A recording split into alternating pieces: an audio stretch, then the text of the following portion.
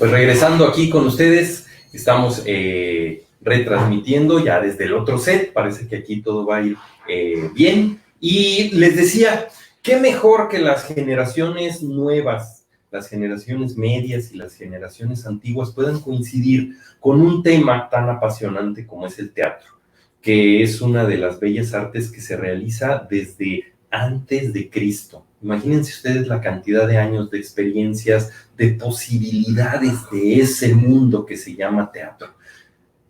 Y el maestro Roberto Rivero, a quien les presentaré en un instante, pues ahora sí que de mala manera, porque no hay otra forma de decirlo, irrumpió en las ligas y en los quehaceres escénicos, híjole, muchísimos años antes de que yo lo hiciera. Por eso, los que saben de esto, cuando yo tuve la decisión de cómo me iba a llamar, cuál iba a ser mi nombre artístico, pues yo fui el que tuve que ponerme el segundo apellido, el de mi madre, Roberto Rivero Barquín. Por eso así me manejo en el medio de la teatralidad, porque Roberto Rivero ya existía uno y tiene una trayectoria amplísima.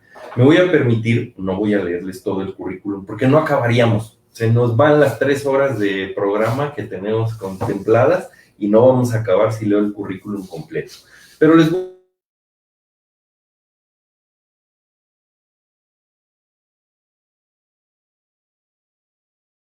El maestro Roberto Rivero y Góngora es oriundo de la ciudad de Motul, Yucatán.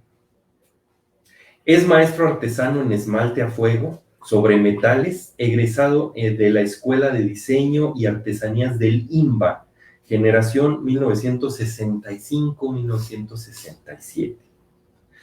Inicia su carrera artística en 1950 con el montaje Don Juan Tenorio, y a partir de ese momento ya no paró en el ámbito escénico. 1950. Es actor egresado del Instituto Cinematográfico Teatral de Radio y Televisión de la ANDA, generación 1952-1954. En ese entonces, esta institución era la única que aportaba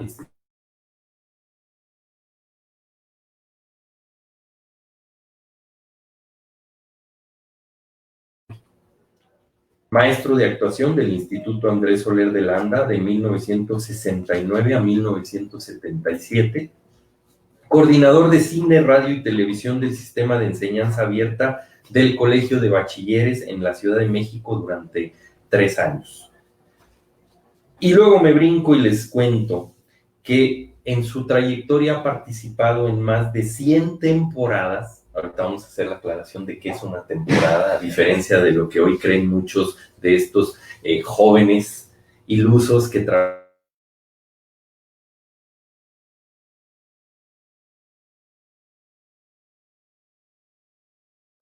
Aquí estamos hablando de temporadas, abarcando todos los géneros teatrales bajo la dirección de los maestros José Solé, Luis Jimeno, Ignacio Retes, Héctor Azar, Víctor Moyá, Francisco Petrone, Manuel Montoro, Julián Duprés, López Mirnó, Dimitri Sarraz, Marta Luna y Alejandro Bichir, entre otros.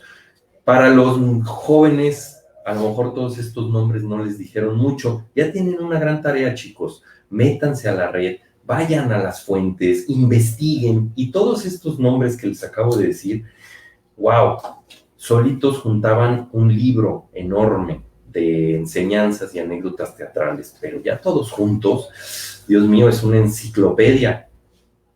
Y es una de las cosas que yo quisiera que de veras pudieran ustedes entender. La historia no se hizo para aventarla para allá, desconocerla y seguir adelante a ciegas. La historia está hecha para que podamos ir a ella, entenderla, revisarla, mejorarla, proponer nuevas vías. Pero hoy en día pareciera que el plumazo, el borrón y cuenta nueva es lo que está de moda. Y eso no nos va a dejar avanzar en ningún sentido, no solo en el teatro. Necesitamos ser un poquito más humildes y recordar que antes, muy posiblemente alguien ya lo había propuesto, y entonces mejorar esa posibilidad. Vamos entonces a empezar con el maestro Roberto Rivero. Y yo quisiera, maestro, que después de esta breve semblanza, este pequeño recuento de algunos datos, porque no podemos pensar en clavarnos en los datos y solamente estar leyendo, nos contara, ahora sí que de viva voz, ¿quién es Roberto Rivero? Antes que nada, buenos días, señores, tengan sus mercedes, dispensen a ustedes esta versación y vamos a bailar, este monito de alambre, y el que no lo baile, que vaya y vuelva más tarde. ¿Cómo están ustedes? A sus órdenes.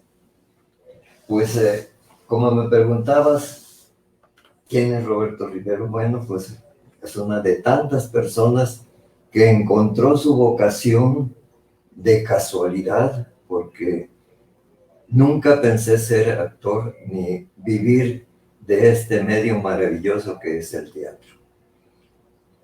Pensaba ser ingeniero en electrónica, pero en la época en que estudiaba eso, solamente había los teléfonos Ericsson.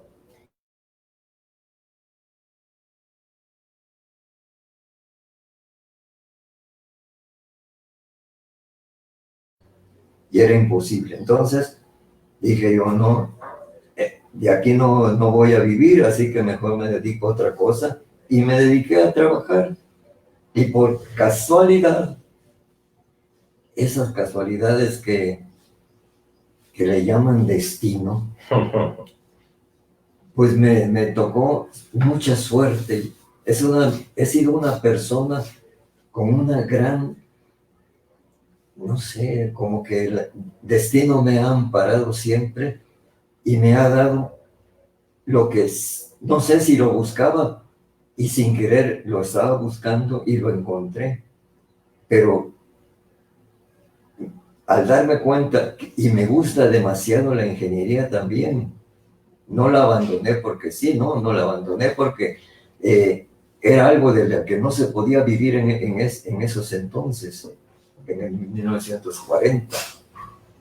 Y entonces, de repente, me llama nos cambió, bueno, de Motul pasamos ¿cómo se llama? A Minatitlán, Veracruz, de Minatitlán, Veracruz pasamos a la Ciudad de México, y allí fue donde mi hermano, que era fotógrafo de prensa, me dijo, oye, hay un grupo que está montando el Tenorio y le falta gente para el reparto. Tú te sabes el Tenorio de memoria. ¿Por qué no vas a ver si los ayudas con algún papel? Y fui. Y allí me enteré de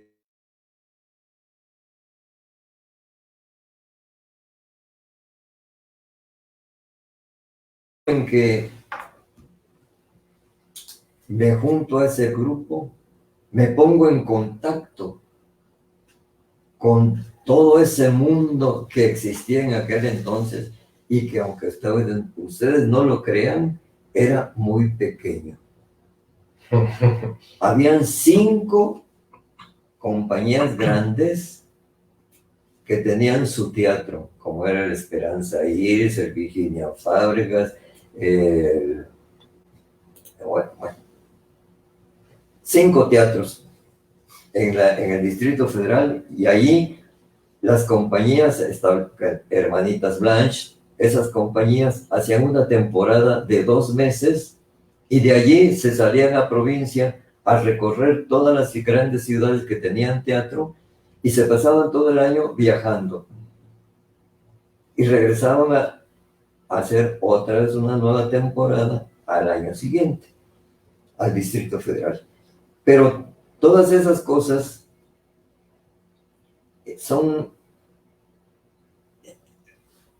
pasaron en el momento en que yo me dediqué a eso.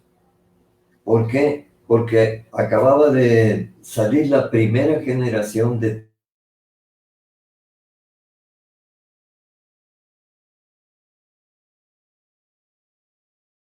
una generación, de esas generaciones que la gente llega decidida, entregada, con esa capacidad de trabajo que da el gusto de hacer lo que me gusta hacer. Y entonces, esa generación de las cuales voy a nombrar unos cuantos, porque eran como 40, con Mario García González, Luis Jimeno, Miguel Córcega, José Solé, actualmente todavía vivimos, bueno, yo no era de esa generación, López Tarso, Virginia Gutiérrez y Silvia Pinal, que yo sepa, de esa primera generación. Así que fue una generación de gente muy capacitada, muy entregada, que le dio un nuevo giro al teatro, porque antes solamente se ponía obras de teatro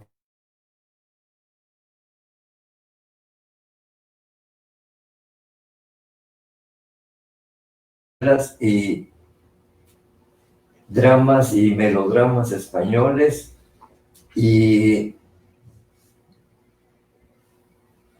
el demás teatro mundial no se tocaba porque no le interesaba hacerlo a los que lo hacían, que en su mayoría eran españoles. Entonces, con el cambio de esta nueva generación, que ya venía con nuevos lineamientos, antes se trabajaba con lo que se llamaba el apuntador. El apuntador era un señor que estaba enfrente de todos los actores.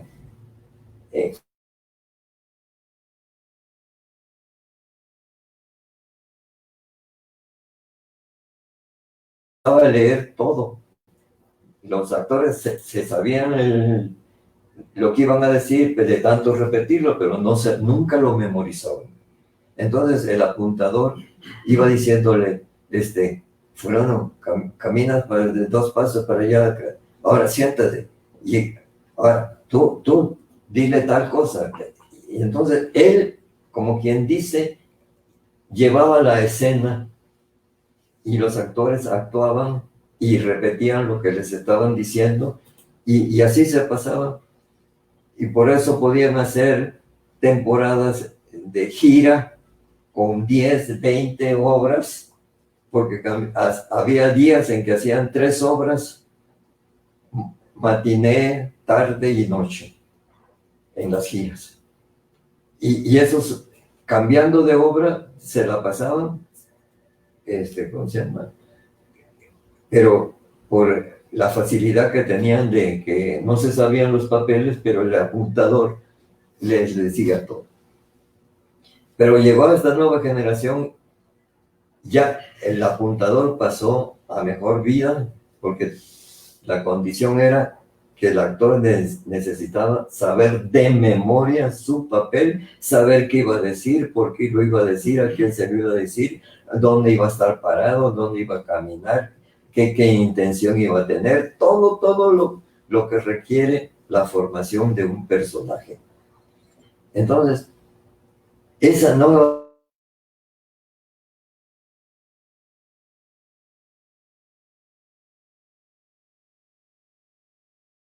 aprender de memoria su papel, y además, como los maestros de esa nueva generación era gente muy preparada, como Salvador Novo, como ¿quién diablos más? Un diablo de que Urrutia, bueno, muchos maestros dijeron, no solo hay teatro español, hay teatro muy bueno de todas las épocas y entonces empezaron a hacer las tragedias griegas, los Molieres, los Shakespeare. Shakespeare en inglés, y teatro contemporáneo, ¿no? De la época también se emplea. Sí, los de Estados Unidos, Tennessee Williams.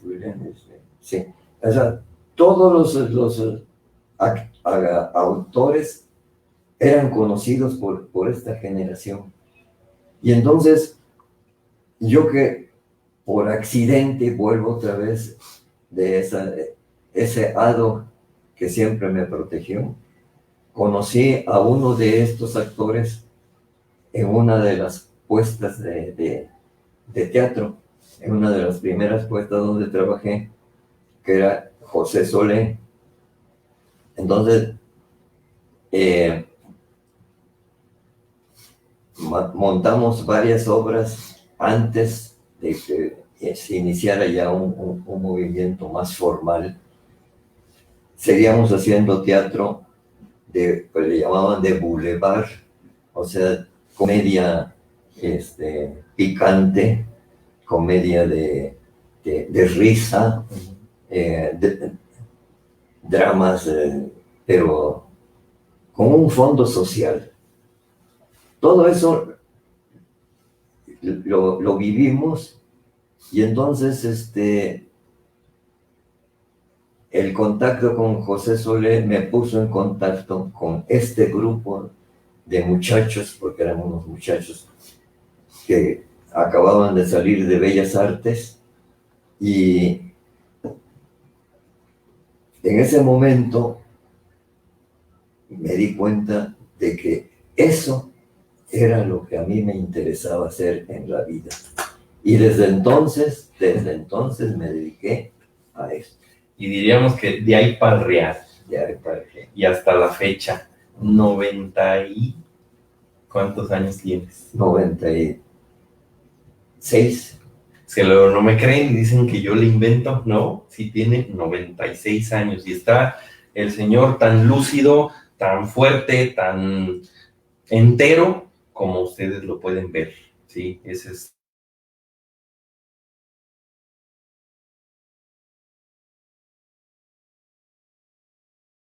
Comentarios, porque estamos en vivo y justamente de eso se trata, que ustedes también puedan ir preguntando. Nosotros abrimos el tema, pero si algo les llama la atención, por favor, todos los que están conectados, con mucho gusto iremos contestando. Dice por aquí Jack, no me pierdo la pastorela. Ahora hablamos de Irapuato y de cómo está la cuestión teatral aquí. Es algo que espera mi familia cada año. Saludos y gracias. Sí, ya son muchísimos años de Xochipilli, que es la compañía que encabeza el maestro Rivero de la Casa de la Cultura, haciendo la pastorela. Marco Rizo, colega, nos manda muchos aplausos para el maestro. Muchas gracias, Marco. Rosa Isela Bustos, muchas felicidades. Les mando un fuerte abrazo y enhorabuena para todos. Y qué padre tener un señorón de la actuación apoyándonos, y saludos a tus papás. Muchas gracias, amiga. Te hacemos llegar aquí tus saludos y, por supuesto, les repito y les reitero, aquí vamos a estar un ratito, entonces.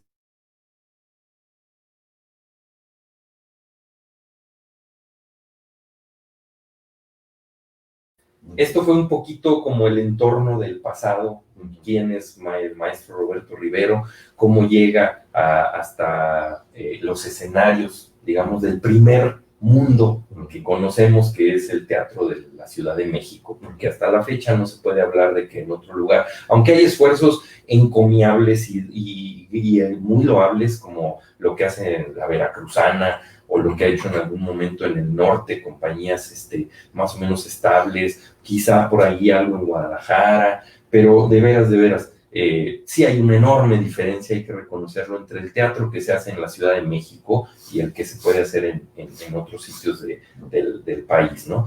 Pero ya estando en Irapuato, el maestro Roberto Rivero encabeza una de las compañías y uno de los movimientos más fuertes que se puede generar en una localidad de provincia. Eso es real y hay que reconocerlo. Xochipilli tiene a la fecha trabajando muchísimos años con una temporada que es lo que yo les reiteraba. Hacer una temporada es plantear que desde el mes de mayo o junio vas a estrenar y de ahí hasta octubre vas a terminar. Y vas a estarle dando esta posibilidad de que la gente, la población, los nuevos públicos se acerquen y vean la obra en algún momento que ellos decidan. Y a veces esos momentos pues te llevan a tener 10 personas en el público, 15, pero seguir adelante y poder completar eso que dijiste que se iba a hacer. Y a veces también habrá los llenos. Y no es solamente trabajar 3 semanas, un mes para presentarse un día, borrón y cuenta nueva y vamos a la siguiente obra. Y échame otra obra y échame otra obra. Y de pronto uno encuentra los currículums de mucha gente que dice que pues ya trabajó, yo creo que hasta en más obras que tú, pero con este formato. ¿Qué tan válido puede ser algo así? ¿O qué le está pasando al teatro hoy en día que requiere de esos entornos? Porque la siguiente pregunta es, ¿cómo ubica el maestro Roberto Rivero, con toda esta experiencia y con todos estos años, el teatro o la realidad del teatro en Irapuato? ¿Hay un movimiento teatral real en Irapuato? ¿Hay gente que de veras se pueda decir que sigue el teatro que se hace en Irapuato? Y después de eso me voy a permitir preguntarte cómo íbamos antes de la pandemia y qué va a pasar después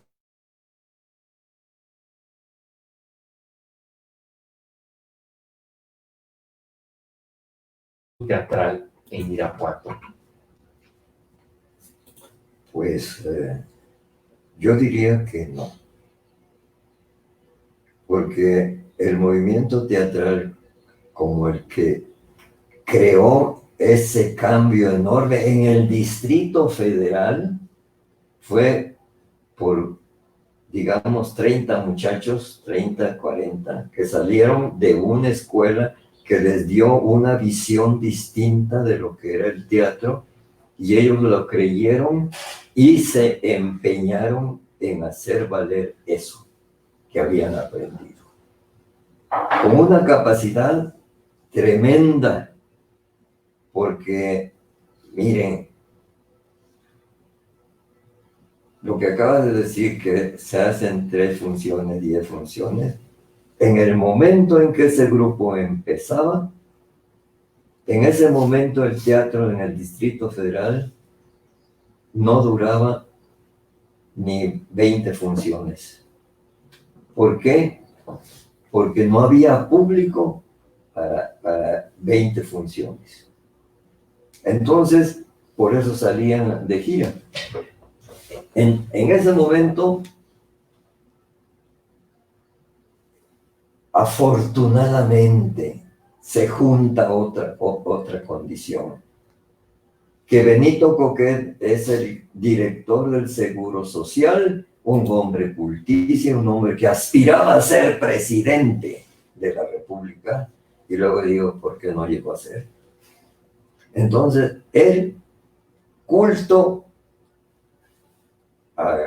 por los 4 costados, dijo, los derechohabientes necesitan de cultura, y yo voy a crear en todas las ciudades un teatro, en todas las ciudades importantes de México un teatro, y en el Distrito Federal hizo 5 teatros. Y allí, en esos teatros, nosotros hicimos temporada. Pero esas primeras temporadas, aunque no lo crean, con un costo enorme, con los mejores actores del momento, con las mejores obras, con los mejores directoras, con el mejor escenógrafo, que era don Julio Prieto. Con todo eso, la temporada era de 20, 25 funciones, y eran un costo enorme. A Benito Coquet no le importó. Y entonces, a la larga, como no sé cuántas obras habrán sido, 10, 15, pero a la larga, de repente, una obra que se llama Las Troyanas, una tragedia griega, duró 100 representaciones, por primera vez en México duraba 100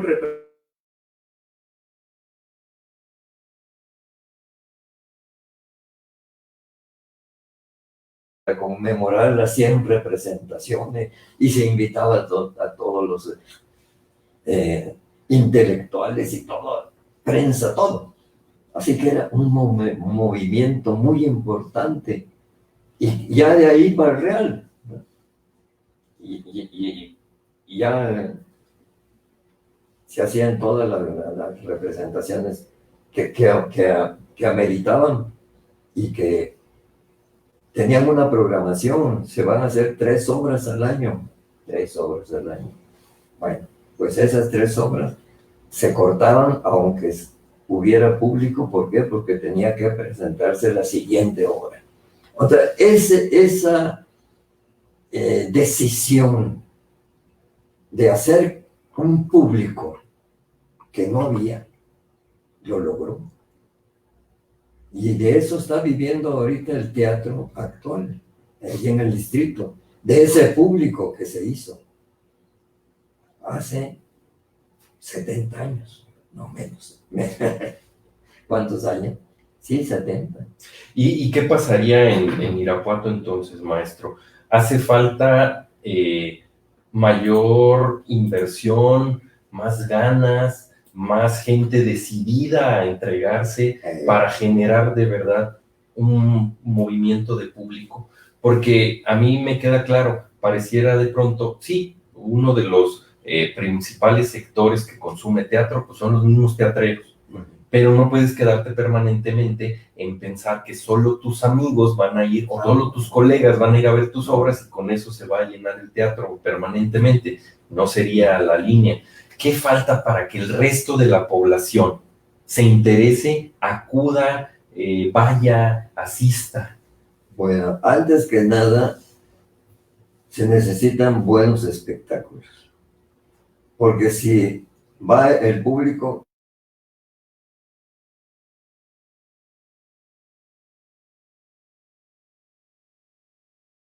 una obra de teatro, entonces mejor no voy. Y cuando de casualidad llega a ver una obra de teatro, se maravilla de que, ay, esto es el teatro. ¿Y desde cuándo están haciendo teatro? Pues hace 20 años. No me digas, ¿en serio? Ay, de la que me he perdido. Sí, pero si va a otro lugar donde no hay un conocimiento, un desarrollo para crear personajes, para que llamen la atención, para que interesen, para que la gente se meta en lo que está viendo y lo viva y diga, qué maravilla. Vi una expresión de la humanidad que no tenía ni idea y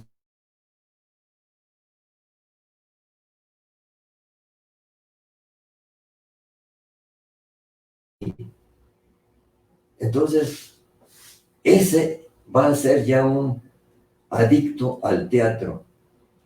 De otro modo, si vamos a ver los balbuceos de muchachos que no tienen ninguna preparación, que no tienen ningún conocimiento, que sus facultades no han sido desarrolladas para hablar correctamente, para transmitir emociones, para comunicar a otra persona lo que la obra trata de explicar, de hechos humanos, de cosas que pasan todos los días, pero que hasta que no lo ven representado con la intención de que lo entienda, lo viva y lo haga meditar, entonces hasta ese momento entiende lo que es el teatro. De otro modo, es simplemente el balbuceo de gente que sí le gusta, le interesa, pero que no pasa de simplemente estar pues rascándose con sus propias uñas. Y eso no puede ser. Esto es una profesión que interviene en todo el ser humano, todo completito. Cerebro, físico, vísceras, emociones, sentimientos, pensamientos, razonamientos, todo lo que significa el ser humano está representado en las obras. Y en ese momento, si yo no entiendo, si yo no manejo, si yo no conozco, si yo no me interesa que la gente progrese, que la gente se entienda, que la gente se conozca, porque ese es uno de los atributos del teatro. Es un espejo donde la humanidad se mira en todas las épocas, con todos sus problemas, con todos sus vicios, con todas sus virtudes, con todas sus aspiraciones. Eso es teatro. Lo demás es un pasatiempo que hago porque quiero que me vean. Ese es el problema principal de esta profesión. Que como siempre somos excluidos desde niños por una educación mala, entonces tratamos de llamar la atención. Y cuando somos grandes vemos que a través del teatro puedo llamar la atención hacia mi persona, y eso es lo que me induce a ser actor. No la vocación de entender lo que es la carrera y decir, eso es lo que yo quiero. O sea, sí, y yo creo, nada más para, digamos que poner el punto en este comentario, no quiere decir que tengas forzosamente que ir a estudiar profesionalmente a una escuela de teatro.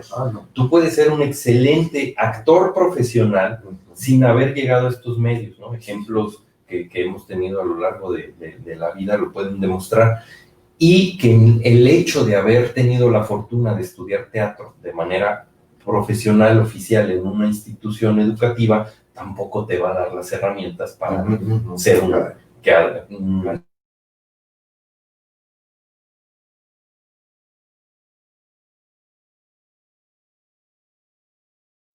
tengan que ir a una escuela de teatro. No, pero si no tienen esa posibilidad, hagan muy bien, desarrollen muy bien las capacidades que la profesión requiere y comprométanse con esta profesión. Vamos a leer unos saludos más porque han llegado algunos otros. Dice aquí Rakmar gracias por compartir su experiencia y sabiduría. Gracias, Rack. Lauri Parra, wow, la mujer más hermosa del universo, nos escribió, dice, saludos de todos los nietos.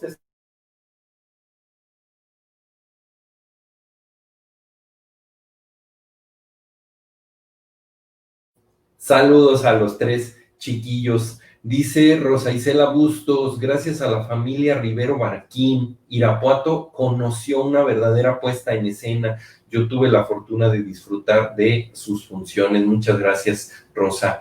María Ajau, Espitayo. María Ajau. Maestro Roberto, gracias por compartir sus conocimientos con nosotros, por sus anécdotas, por sus pláticas y por todas las lecciones de vida y por aguantarnos tanto. Gracias por darle vida a Xochipilli y gracias, profe Roberto, por seguir los pasos de su papá y a los dos por guiarnos y encaminarnos por el camino del teatro. Los quiero mucho y bendiciones siempre. Gracias, María. La ventaja del teclado, no se le acabó la tinta con todo eso que escribió María. Dice Ana Absaluis, maestro Rivero, le envío un fuerte abrazo. Es un placer escuchar sus sabias palabras. Muchísimas gracias a todos. Aquí seguimos. Pueden seguirnos mandando sus mensajes. Vamos a leerlos todos. No hay censura. Sí, el maestro César Cervantes, que está en los controles, nos pasa todas los escritos. Dice por ahí Marco Rizo, profe, ¿hay alguna obra que no hayas hecho y que tengas muchas ganas de hacer? Muy bien, Rizo. Yo creo que eso lo contestamos ligado con la siguiente pregunta. te decía yo un poquito antes que me interesaba a mí saber cuál era el estatus que veías en el teatro de Irapuato y en el teatro de Roberto Rivero y de Xochipilli o algún otro proyecto antes de la pandemia, o sea, con esta pausa que vino. Y si después de esto va a haber un reencauzamiento, una reorganización, una reestructuración, o creemos que va a no pasar nada y vamos a seguir en lo mismo, algo va a pasar o no va a pasar, o simplemente fue una pausa donde silencio, y contestáramos dentro de eso si en estos proyectos venideros o pasados encuentras una obra que te hubiera gustado realizar. Y yo a la pregunta de Rizo voy a agregar una más. Si hay un proyecto como actor que te hubiera gustado realizar y no pudiste hacer como actor, porque yo sé que desde que llegaste a Irapuato, ya son muchos años, bueno, no, yo creo que un poco antes, o mucho antes, ya el camino de Roberto Rivero iba más dirigido a la dirección escénica que a la performance como actor. ¿Cómo está actualmente Roberto Rivero viendo y viviendo esta pausa por la pandemia? Bueno, pues ante todo es un, o sea, pues es algo que tiene uno que aguantar, pero que no le gusta, porque no se hace lo que siempre se desea hacer, porque la gente está solicitando orientación de vida. Y entonces en ese momento el teatro es muy importante. Bueno, el teatro serio, el teatro importante, el teatro que trata problemas humanos. En ese momento encuentra en el teatro puntos de vista, soluciones, y por eso es que,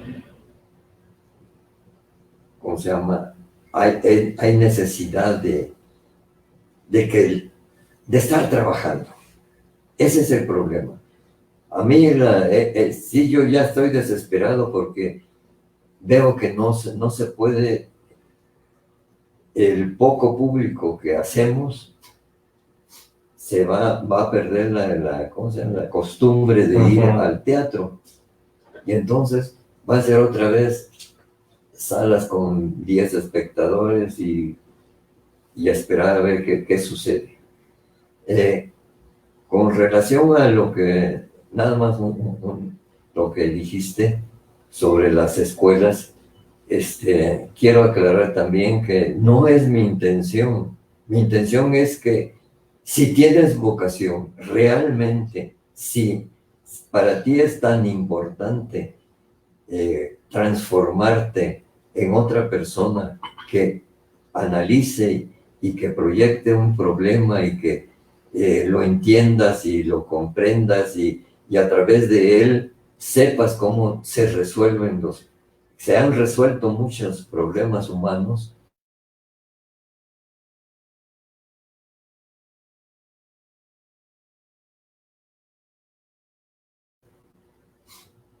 Los que nacían con esa vocación, con esa necesidad, la desarrollaban porque esa vocación los impedía a hacer eso. Y Hamlet, Shakespeare, allí tenemos el claro ejemplo.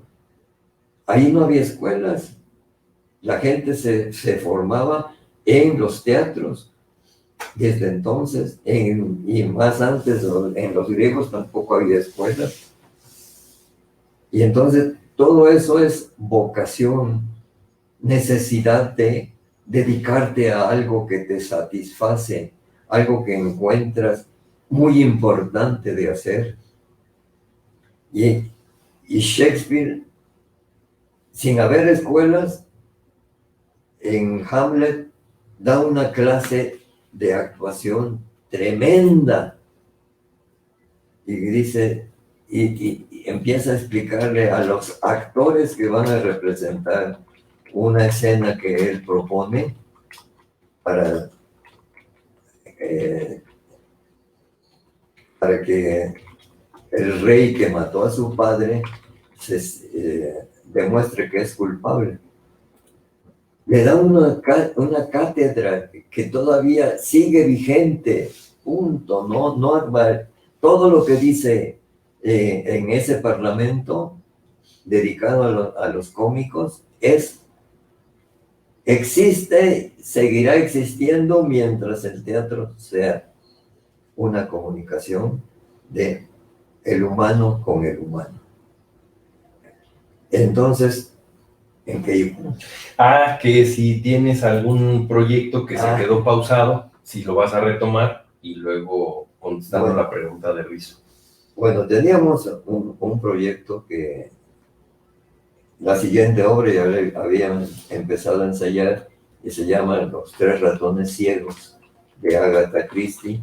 Es un género policíaco que pues interesa mucho a la gente el estar pensando, no, el asesino es tal, no, es que no, es que dijo tal cosa, es nada más que se está ocultando.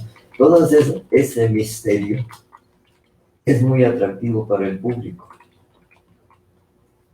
Ya habíamos empezado a enseñar, tenemos los libretos, el reparto, todo. Ya, es más, está puesta hasta la escenografía. ¿Qué? Pero no, nunca llegamos. Se suspende todo. Y si se puede, pues, a ver en qué tiempo, porque tendría que ser en muy breve tiempo montarla, no con la tranquilidad que teníamos de 2 meses y medio, 2 meses. Eso sería. Pero de que hay obras que sí me hubieran gustado hacer, hay 2. Muy, que es justamente Hamlet y ¿cuál es el otro?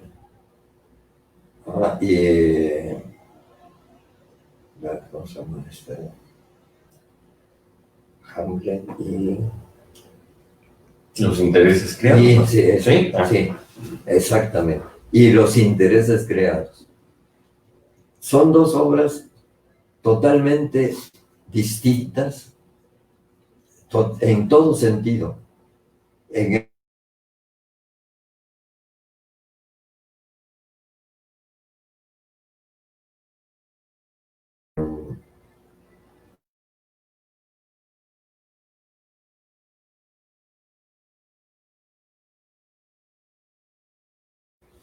Es un clásico que se tiene que hacer con mucho tiempo para que se asimile, para que se entienda todo el contenido que tiene esa obra. Y aparte hay otro,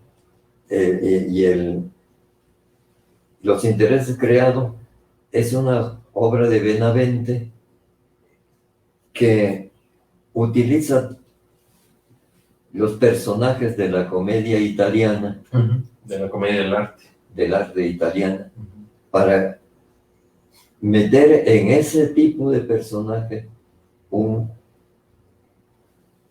problema muy cotidiano humano, el comportamiento humano de avaricia, de rencores, de todo. Pero visto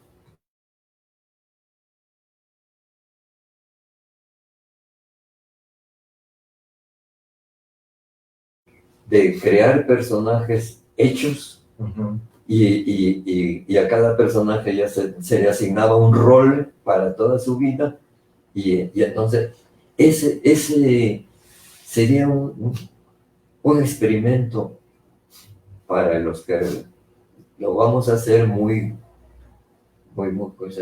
constructivo, y para el público también muy instructivo de lo que sí se puede hacer con un análisis fuerte y serio.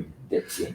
Y mucho trabajo pues de creación y de recreación de uno mismo, que tiene que desdoblarse para hacer ahora sí que el tipo del personaje que te toca interpretar. Así. ¿Qué tal, Rizo? Pues fue una coincidencia, mano. Yo sé que tú te mueres de ganas por hacer este tipo de obras.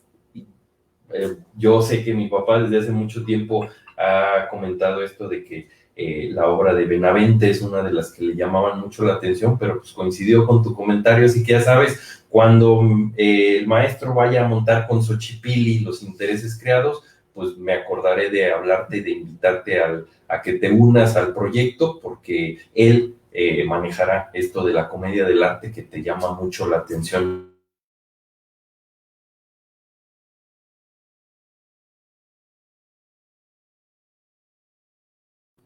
Muchas gracias, Chavita, sobre todo porque sin haberte dicho, perdón, pero tomé una foto donde tú salías para hacer como el cartel de esta primera emisión, así que sin querer queriendo, Chavita Manjarres, quedaste ahí vinculado a esta primera transmisión de nuestro programa Tercera Llamada a Escena. Y Ana Absaluis nos dice, saludos maestro, de parte de Ana Arroyo, a Claudia Salgado, Ana Lucía Hernández, Cristina Margarita Gómez y Zaira.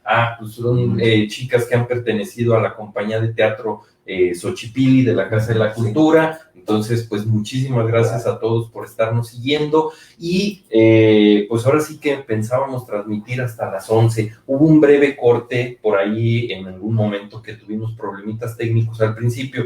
No vamos a cortar exactamente a las 11, pero sí vamos a ir cerrando un poquito con estas temáticas para que podamos entregar, digamos que un primer capítulo. Yo así lo denominé.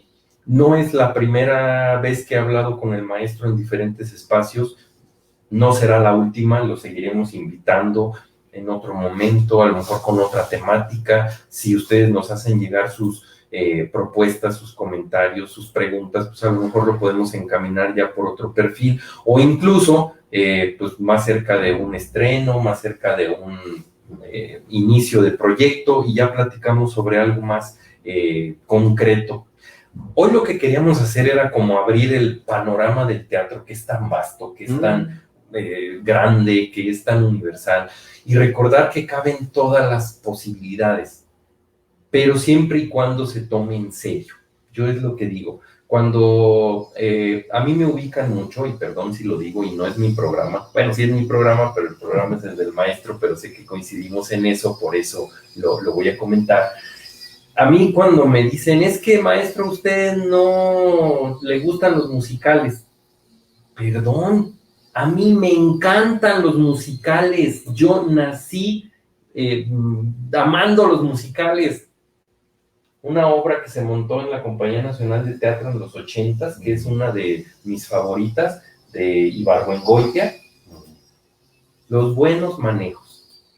Es un musical, claro que es un musical, trae partitura, trae canciones, pero para que yo respete un musical, perdón, necesito ir a ver gente que canta, necesito ir a ver gente que baila, que hacen una coreografía mínimamente estructurada y al par y al compás y en movimientos secuenciales acompasados, y no que me inviten a todos los festivales a ver Vaselina 79 veces.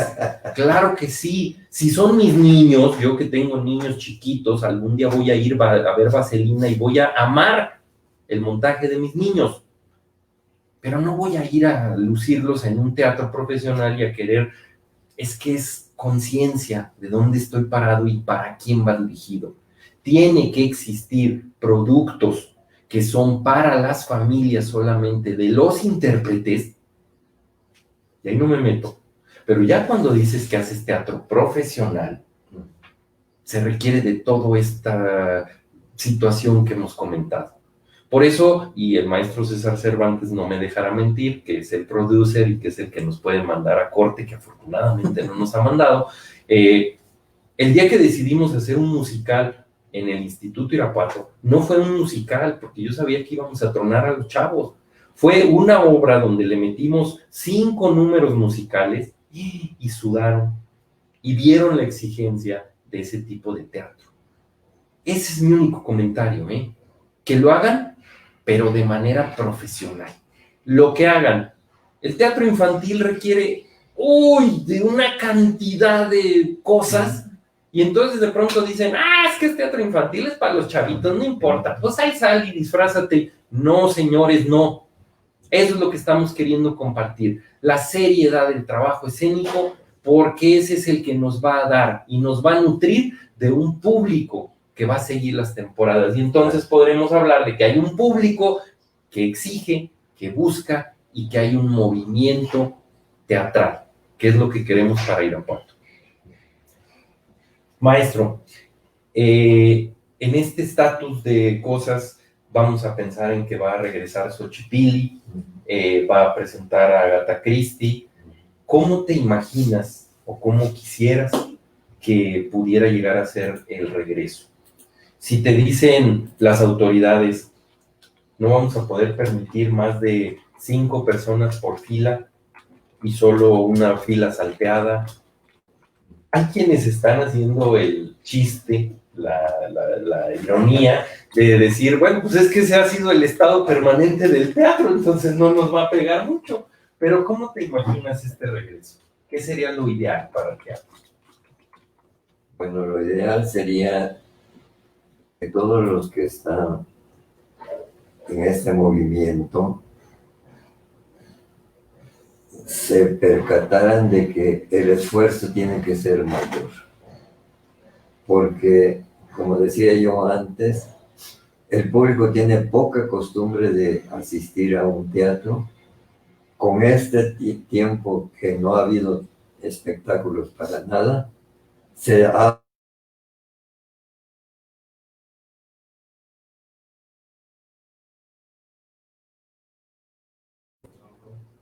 pues hacer un movimiento de propaganda más intenso, más dirigido, porque como que se concretan a una página en internet y ya, el que me quiera ver, que me vea, y el que no, pues es su culpa. No, hay que crear un público, no lo hay. El público y hay que crearlo como lo hizo Benito Coquet, con ganas de apantallar, de decirle, esto es teatro y ustedes no lo conocen.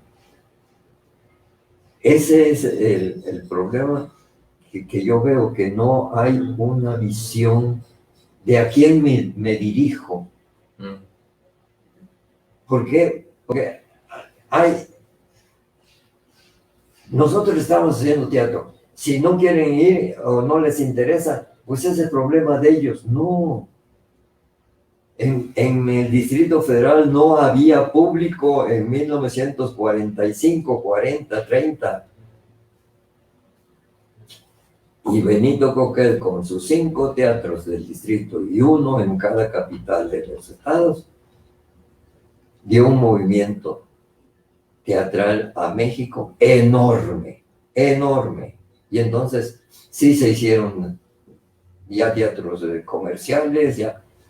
Es más, Televisa creó 2 teatros y como en ese momento Televisa era la manda más, agarró y le pagaba a todos los actores un sueldo para que no pudieran trabajar en ningún lado. Eran exclusivos de Televisa. Entonces, venía un problema, pero Diosito, que siempre está en las buenas causas, mandó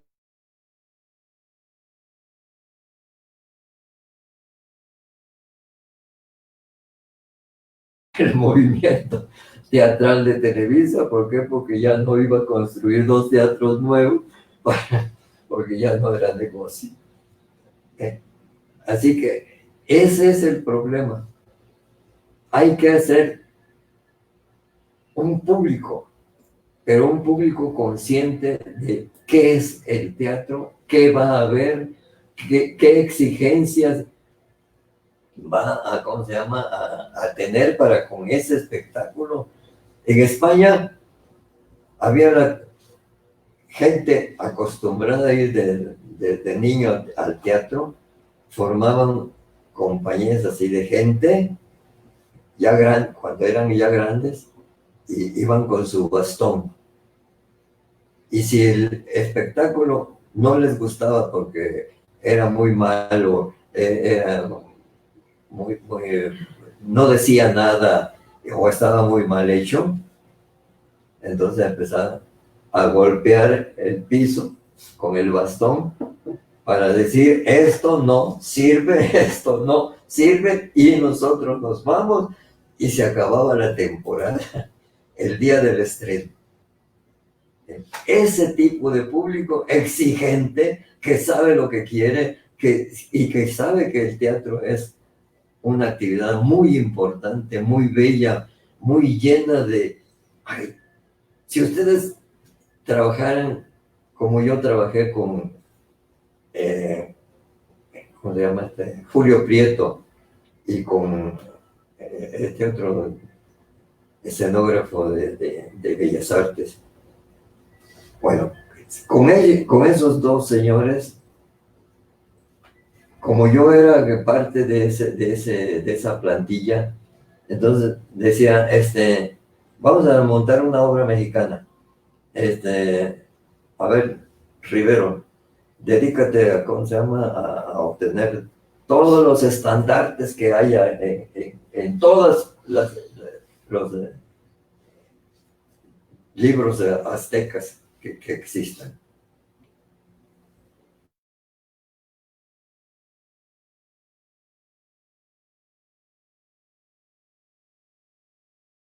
Lo que existe.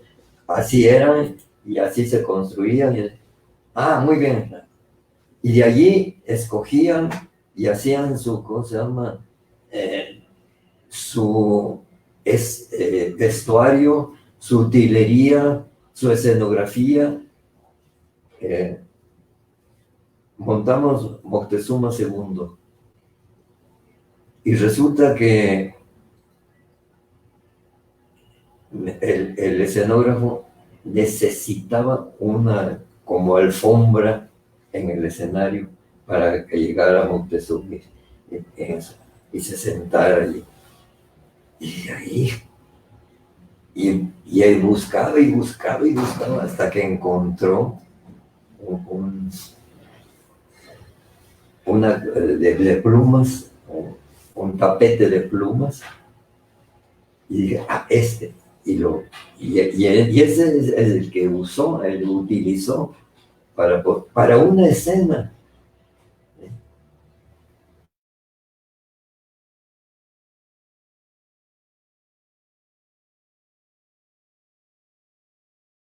Los libros, los anuarios del Seguro Social, van a ver lo que son escenografías, vestuario, utilería, todo lo que necesita una obra hecha en serio. Y perfecto. En esa misma época, otros grupos hacían, pues porque estaba de moda, hacían lo mismo, pero se veían disfrazados, porque el vestuario que les hacían no les correspondía.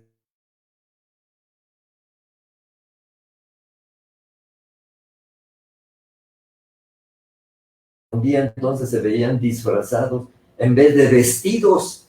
Y decía, ya no puedes tomar en serio a un señor que dice que va a ser emperador y resulta que sale con calcetines, por decir algo. Parece calzón sin inspector. Así que por eso yo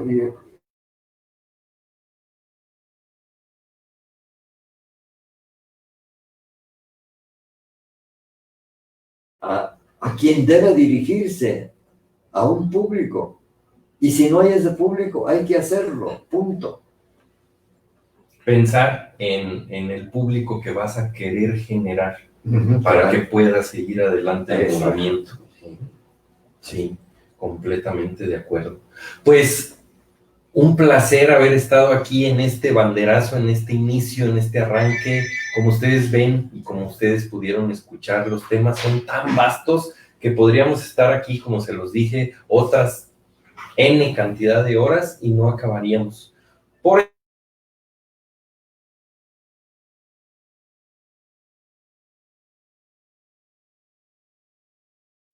Si ustedes nos quieren hacer llegar sus peticiones, sus recomendaciones, con todo gusto las atenderemos. Y la idea de este programa, de este espacio, es invitarlos a mi oficina. Esta es mi oficina, ¿sí? Desde donde vamos a estar transmitiendo y haciendo algunos enlaces. La próxima semana vamos a quedarnos ahorita por el momento los martes a las 10 de la mañana. Si no pudiste ver el en vivo, pues luego se subirá y puedes ver la repetición, puedes checar el video, adelantarle a tu parte favorita, escuchar varias veces el mismo comentario, y a cada quien lo irá decidiendo. Pero la próxima semana ya tenemos invitado. Nuestro segundo invitado, justamente, cuestiones curiosas, es alguien que yo conocí en Xochipilli.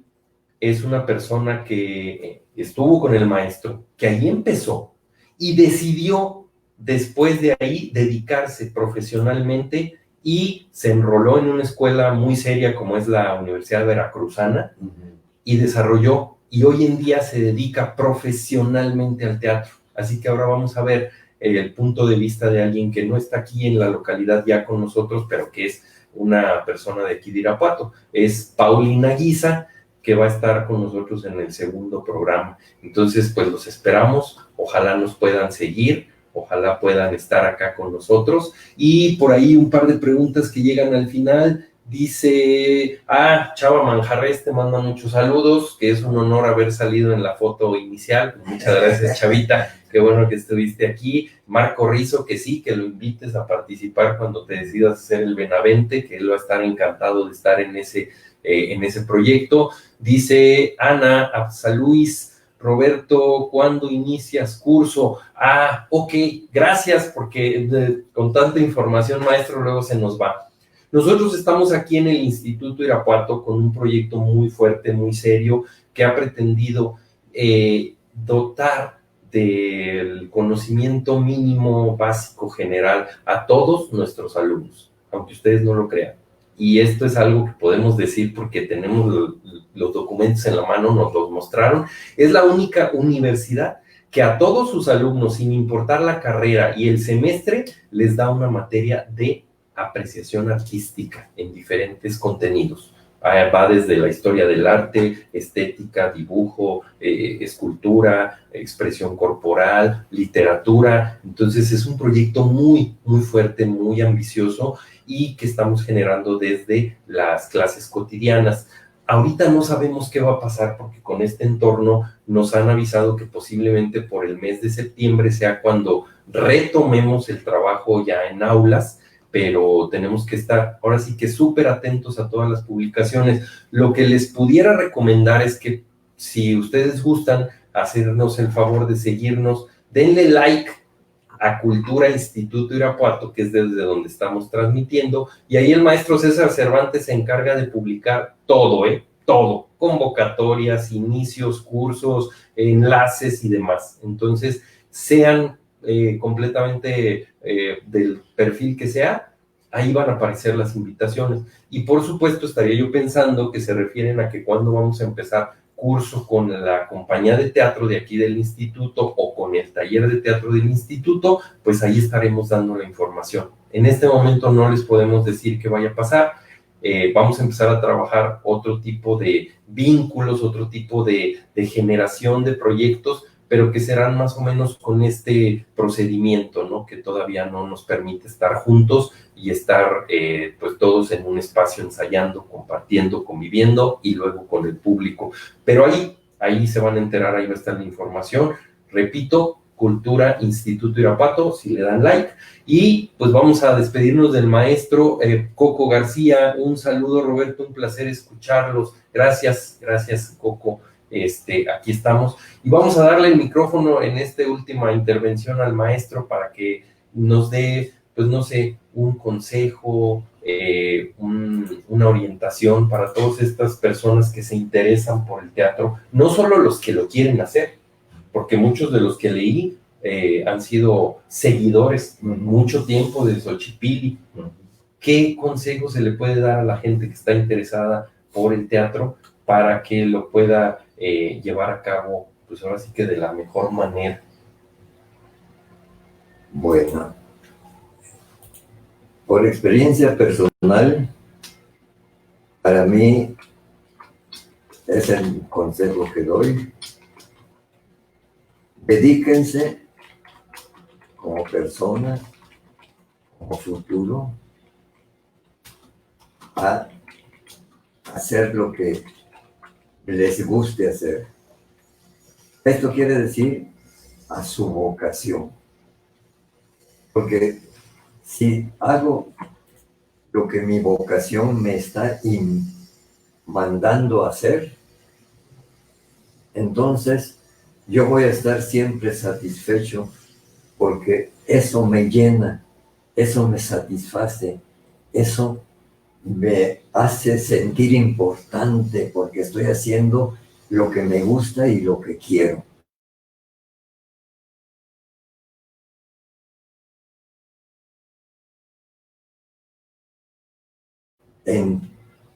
Va a llegar el momento en que se den cuenta de que no se necesita tener 67,000 millones de pesos como el señor de teléfono, digo, de dólares, como el dueño de la Slim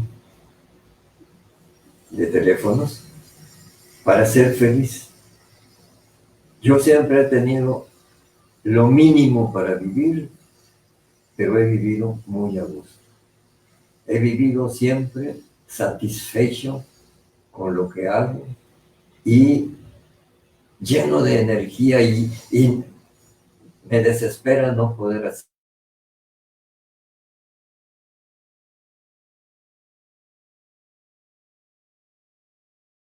Y van a ser muy felices. Muertos de hambre, felices. Hasta luego. Esa última parte, maestro César, hay que editarla, por favor. No, no se crean. Pues muchísimas gracias por habernos acompañado en este primer live. Aquí los estaremos esperando. No estamos peleados con la tecnología, ni el maestro. Yo se los he puesto como ejemplo muchas veces. El maestro no usa Face, no tiene YouTube. No sabe entrar a YouTube, no sabe ni prender una computadora, no tiene teléfono celular, tiene una tarjeta de débito porque lo obligaron a tenerla en el banco para que ahí le depositaran. Y es muy feliz, pero no está peleado con el hecho de que existan las tecnologías. Con lo que está peleado es con la absorción, con la enajenación, con la alienación que de pronto generan y que entonces el chiquito, el muchacho, el jovenazo o el adulto, porque ya vemos a muchos adultos igual, todo el día ya está en la nada. No, utilicen las redes y los medios también para las cosas positivas, investiguen. Hoy han escuchado un montón de nombres y de etapas del teatro mexicano que podrían ustedes acudir y están los acervos y van a encontrar maravillosas historias de todas esas personas que les estuvimos mencionando. De verdad, ahí está. Eso es el saber utilizar la historia para beneficio y para hacer crecer nuestro momento actual hacia nuestro futuro. Lo otro es desconocer para pues, inventar el hilo negro y inventores del hilo negro. Híjole, nos hemos cansado.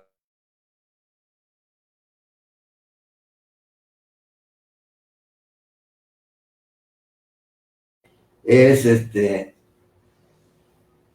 José Solé, Luis Jimeno, López Tarso y Ofelia Guilmain han escrito cada uno un libro sobre su vida en el teatro.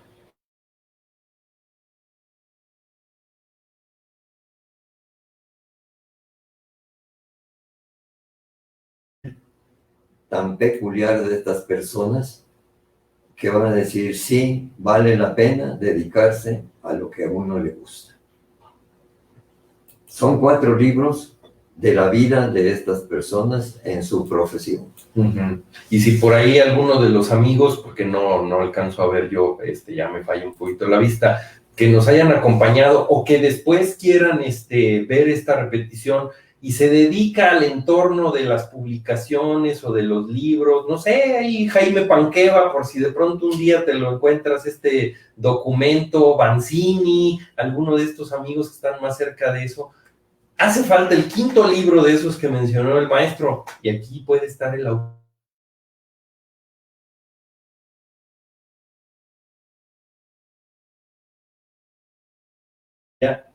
Valiosísimo. Ahí se los dejo como de encargo por si puede alguno saber a quién dirigirse, porque sería muy valioso como documento tener pues no sé, un texto, un libro de las enseñanzas que puede dejar el maestro Roberto Rivero. Muchas gracias a todos, de verdad, los espero la próxima semana, próximo jueves, 10 de la mañana, ya saben por dónde, en el canal del instituto, que es Cultura, Instituto Irapuato. Por aquí nos estaremos viendo y tenemos como invitada en el segundo programa de esta serie llamada Tercera Llamada a Escena, estará Paulina Guiza. Muchas gracias a todos y por favor, cuídense. Gracias.